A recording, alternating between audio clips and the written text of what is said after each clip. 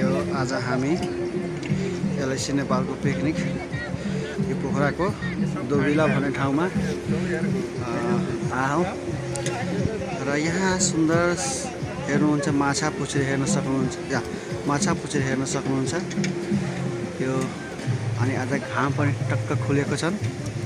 र यो भयो दोबिला रिभर जहाँ कलकल बग्यो खोला सुमिक सुमिक आवाज आइरहेका छन् र यहाँ अरू पनि पिकनिक साथ बनाउने साथीहरू आउनुभयो र यहाँ माथि रिसोर्टहरू छन् ससानो जहाँ सामानहरू केही खानेकुराहरू पनि पाइन्छन् र तपाईँहरू पनि एकचोटि यहाँ अवश्य भिजिट गर्नु यो ठाउँमा